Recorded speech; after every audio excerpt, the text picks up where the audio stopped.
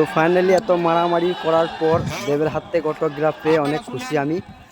কেমন আছো? আশা করি ভালো আছো। তো আজকে আমাদের ইলাম বাজারে প্রথমবার দেব আসছে, আর আমরা যাব না সেটা কখনো হয়? তো আমাদের গ্রামের তরফ থেকে এই বাসটা করেছে, তো আমরা এই বাস দিয়ে যাব দেবকে দেখতে। তো কে কে দেবের ফ্যান সেটা অবশ্যই জানাবে, ঠিক আছে? আর কে কে দেবকে দেখেছো সেটাও অবশ্যই জানাবে।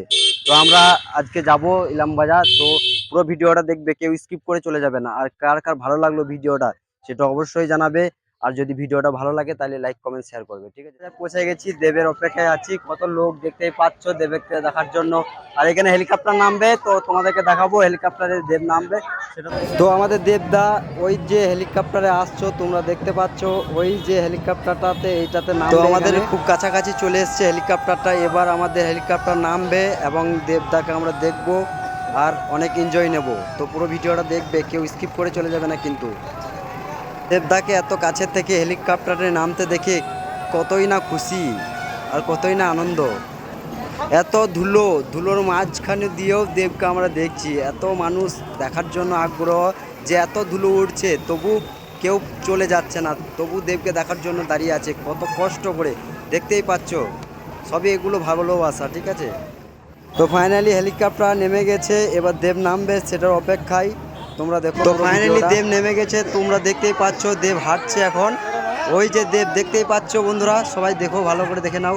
ওই যে দেব, খুব কাছে থেকে দেখে খুব আনন্দ পেলাম আমরা সবাই। তো দেখো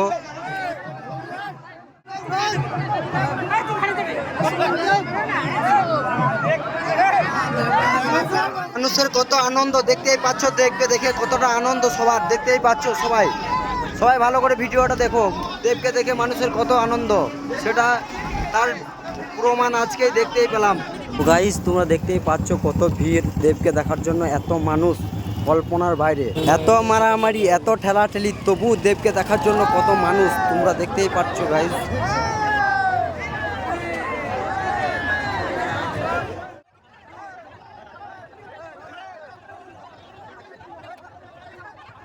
ওই যে আমাদের দেবদা আসছে, আর আমরা দেবদাকে দেখে অনেক খুশি যে আমরা এত কাছে থেকে দেখতে পেলাম দেবদাকে।